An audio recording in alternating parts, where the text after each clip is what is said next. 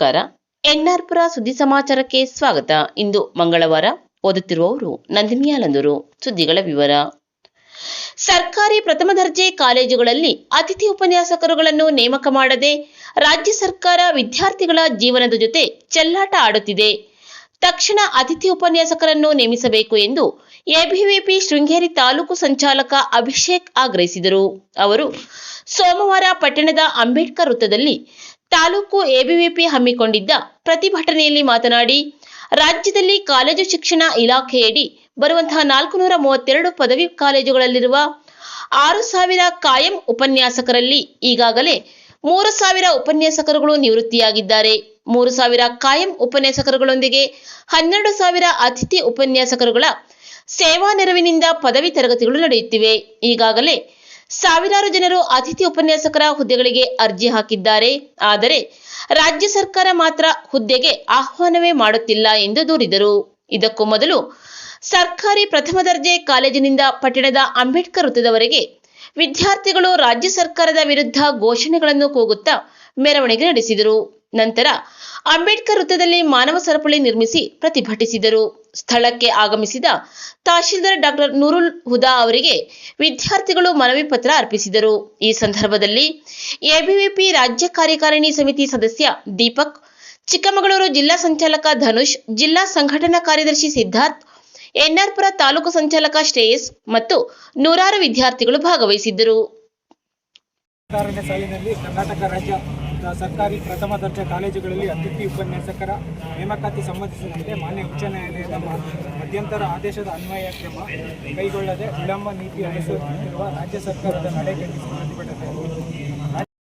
ಒಂದು ಲೆಸನ್ ಮಾಡಿ ಹೋಗಿದ್ದಾರೆ. ನಂತರ ಟೆಸ್ಟ್ ಲೆಕ್ಚರ್ ಬರ್ತಾರೆ ಅಂತ ತುಂಬ ತಡ ಆಗ್ತಿತ್ತು. ನಾವು 11 ಗಂಟೆಗೆ ಹೋಗಿ 12 ಗಂಟೆಗೆ ಬರ್ತಿದ್ವಿ. ಕೆಲವರು ದೂರದಿಂದ ಬಂದು ಹಾಗೆ ಹೋಗಿದ್ದು ಇದೆ.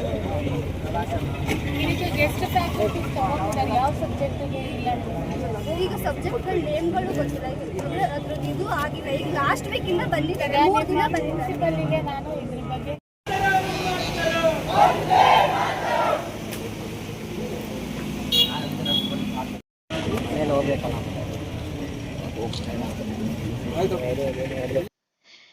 ಯಾವುದೇ ಪ್ರತಿಫಲಾಪೇಕ್ಷೆ ಇಲ್ಲದೆ ಮಾಡುವ ಸೇವೆಯೇ ನಿಜವಾದ ಸೇವೆಯಾಗಿದೆ. ಇಂತಹ ಸೇವೆ ಮಾಡುವಾಗ ಮನಸ್ಸಿಗೆ ಸಂತೋಷ ನೀಡುತ್ತದೆ ಮತ್ತು ಸೇವೆ ಮಾಡಿದ ಪುಣ್ಯವು ನಮ್ಮನ್ನು ಕಾಪಾಡುತ್ತದೆ ಎಂದು ಜಿನಿ ವಿಶ್ವನಾಥ್ ಸೇವಾ ಕೇಂದ್ರದ ಅಧ್ಯಕ್ಷೆ ಜಿನಿ ವಿಶ್ವನಾಥ್ ಹೇಳಿದರು.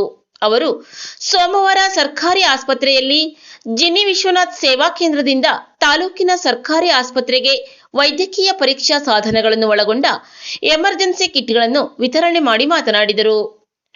ಎನ್ಆರ್ಪುರದಲ್ಲಿ ಜಿನಿ ವಿಶ್ವನಾಥ್ ಸೇವಾ ಕೇಂದ್ರ ಸ್ಥಾಪನೆಯಾಗಿದೆ. ನಮ್ಮ ಹುಟ್ಟೂರಿಗೆ ಸಹಾಯ ಮಾಡುವ ಉದ್ದೇಶದಿಂದ ಜಿನಿ ವಿಶ್ವನಾಥ್ ಸೇವಾ ಕೇಂದ್ರದಿಂದ ಶೃಂಗೇರಿ ಕ್ಷೇತ್ರದಾದ್ಯಂತ ಜಾತಿ ಭೇದ ಭಾವವಿಲ್ಲದೆ ಜನಸಾಮಾನ್ಯರ ಸಮಸ್ಯೆಗಳಿಗೆ ಸ್ಪಂದಿಸಿ ವಿಶೇಷವಾಗಿ ಆರ್ಥಿಕವಾಗಿ ಹಿಂದುಳಿದವರಿಗೆ ಅನೇಕ ಸೇವಾ ಕಾರ್ಯಕ್ರಮಗಳನ್ನು ಹಮ್ಮಿಕೊಳ್ಳಲಾಗುತ್ತಿದೆ. ತಾಲೂಕಿನ ಸೂಸಲವಾನಿಯಲ್ಲಿ ಕುಟುಂಬದ ಎಲ್ಲಾ ಸದಸ್ಯರುಗಳು ಕೂಡ ಅಂಧತೆಯಿಂದ ಬಾಧಿತರಾಗಿದ್ದು, ಅವರ ಬೇಡಿಕೆಯಂತೆ ಇಂದು ಸೋಲಾರ್ ಹೀಟರ್ ಅನ್ನು ನೀಡಲಾಗಿದೆ. ಮುಂದಿನ ದಿನಗಳಲ್ಲಿ ಅವರ ಮನೆಯ ಮೇಲ್ಛಾವಣಿಯ ದುರಸ್ತಿ ಕಾರ್ಯವನ್ನು ಸಹ ಮಾಡಿಸಲಾಗುವುದು ಎಂದು ಭರವಸೆ ನೀಡಿದರು. ಈ ಸಂದರ್ಭದಲ್ಲಿ ಸರ್ಕಾರಿ ಆಸ್ಪತ್ರೆಯ ಆಡಳಿತಾಧಿಕಾರಿ doctor Narasimhamurthy, doctor Veeraprasad, Lions Club ಅಧ್ಯಕ್ಷ ಪಿಜೆ ಆಂಟೋನಿ, ಮುಖಂಡರಾದ ಎಂಪಿ ಸನ್ನಿ, ವಿಜು, ಮಾಖೋಡು, ರೀನಾ ಬೆನ್ನಿ, ಪ್ರೇಮಾ ಶ್ರೀನಿವಾಸ್, ಪಿ ಸಿಜು, ಚೇತನ್, ಸಾಜು ಅಬ್ರಹಾಂ, ಸತೀಶ್ ಗದ್ದೆಮನೆ, ಸಿಜು, ಮನು ಮತ್ತಿತರರು ಉಪಸ್ಥಿತರಿದ್ದರು. ಜಿಂಕೆಯನ್ನು ಶಿಕಾರಿ ಮಾಡಿ ಕಾರಿಗೆ ಹಾಕಿ ಬಾಳೆಹೊನ್ನೂರು ಭಾಗದಿಂದ ನರಸಿಂಹರಾಜಪುರದ ಕಡೆಗೆ ಬರುತ್ತಿದ್ದಾಗ ಚಿಕ್ಕ ಅಗ್ರಹಾರದ ಸಮೀಪ ಅರಣ್ಯ ಇಲಾಖೆಯವರು ಕಾರನ್ನು ತಡೆದು ಸುತ್ತ ಚುಕ್ಕಿ ಜಿಂಕೆ ಹಾಗೂ ಕಾರನ್ನು ವಶಪಡಿಸಿಕೊಂಡ ಘಟನೆ ಭಾನುವಾರ ನಡೆದಿದೆ.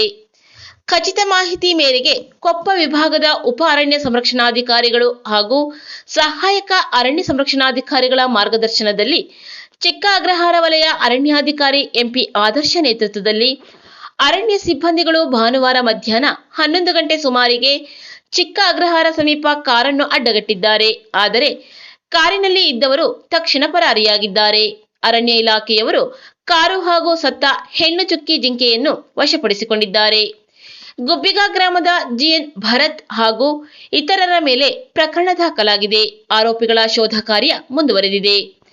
ಕಾರ್ಯಾಚರಣೆಯಲ್ಲಿ ಚಿಕ್ಕಾಗ್ರಹಾರ ಉಪವಲಯ ಅರಣ್ಯಾಧಿಕಾರಿ ಎಚ್.ವಿ. ನಂದೀಶ, ಕುದುರೆಗುಂಡಿ ಉಪವಲಯ ಅರಣ್ಯಾಧಿಕಾರಿ ರಂಗನಾಥ ಅತಾಲಟ್ಟಿ, ಗಸ್ತು ಅರಣ್ಯ ಪಾಲಕರಾದ ರಂಗಸ್ವಾಮಿ, ಸಿದ್ದೇಶ್, ಪ್ರತಾಪ್, ಅರಣ್ಯ ವೀಕ್ಷಕರಾದ ರವಿ, ಗಣೇಶ್, ವಾಹನ ಚಾಲಕ ಜಗದೀಶ್ ಭಾಗವಹಿಸಿದ್ದರು. ಇತ್ತೀಚಿನ ದಿನಗಳಲ್ಲಿ ಶಾಸಕ ಟಿ.ಡಿ. ರಾಜೇಗೌಡರ ವಿರುದ್ಧ ಮಾಜಿ ಶಾಸಕರು ಹಾಗೂ ಅವರ ಮಿತ್ರರು ನಿರಂತರವಾಗಿ ಟೀಕೆ ಮಾಡುತ್ತಾ ಅಪಪ್ರಚಾರ ಮಾಡುತ್ತಿದ್ದಾರೆ ಎಂದು ಕೆಪಿಸಿಸಿ ಸದಸ್ಯ ಪಿ.ಆರ್. ಸದಾಶಿವ ಅಸಮಾಧಾನ ವ್ಯಕ್ತಪಡಿಸಿದ್ದಾರೆ. ಅವರು ಸೋಮವಾರ ಪತ್ರಿಕಾ ಹೇಳಿಕೆ ನೀಡಿ, ಶಾಸಕ ಟಿ.ಡಿ. ರಾಜೇಗೌಡ ಅವರು ಕಳೆದ 7 ವರ್ಷಗಳಿಂದ ಕ್ಷೇತ್ರದಲ್ಲಿ ಉತ್ತಮ ಅಭಿವೃದ್ಧಿ ಕಾರ್ಯ ಮಾಡುತ್ತಾ ಬಂದಿದ್ದಾರೆ. ಎಲ್ಲಾ ಸಮುದಾಯದವರಿಗೆ ಅನುಕೂಲವಾಗುವಂತಹ ಕಾರ್ಯ ಮಾಡಿದ್ದಾರೆ. ಯಾವುದೇ ತಾರತಮ್ಯ ಮಾಡದೆ ದೇವಸ್ಥಾನ, ಮಸೀದಿ, ಚರ್ಚ್ಗಳಿಗೆ ಅನುದಾನ ನೀಡಿದ್ದಾರೆ. ಅಲ್ಲದೆ ಪ್ರತಿ ಗ್ರಾಮಗಳಲ್ಲೂ ಅಭಿವೃದ್ಧಿ ಕಾರ್ಯ ಮಾಡಿದ್ದಾರೆ. ಈಗ ವಿನಾಕಾರಣ ಶಾಸಕ ಟಿ.ಡಿ. ರಾಜೇಗೌಡರ ಪತ್ನಿ ಹಾಗೂ ಮಕ್ಕಳ ಮೇಲೆ ಲೋಕಾಯುಕ್ತರಲ್ಲಿ ಕೇಸು ದಾಖಲಿಸಿದ್ದಾರೆ. ಈ ಹಿಂದೆಯೂ ಶಾಸಕ ರಾಜೇಗೌಡರ ಮೇಲೆ ಲೋಕಾಯುಕ್ತರಲ್ಲಿ ಕೇಸು ದಾಖಲಿಸಲಾಗಿತ್ತು. ಈ ಕೇಸಿನ ತನಿಖೆ ನಡೆದು ನ್ಯಾಯಾಲಯದಲ್ಲಿ ಕೇಸು ವಜಾಗೊಂಡಿರುತ್ತದೆ. ಈ ವಿಚಾರ ಗೊತ್ತಿದ್ದು ಮತ್ತೆ ಕೇಸು ದಾಖಲಾಗಿದೆ. ಶಾಸಕ ರಾಜೇಗೌಡರಿಗೆ ಪತ್ನಿ ಹಾಗೂ ಮಕ್ಕಳಿಗೆ ವಿನಾಕಾರಣ ತೊಂದರೆ ಕೊಟ್ಟರೆ ಕ್ಷೇತ್ರದ ಕಾಂಗ್ರೆಸ್ ಪಕ್ಷದ ಕಾರ್ಯಕರ್ತರು ಸುಮ್ಮನೆ ಕೂರುವುದಿಲ್ಲ.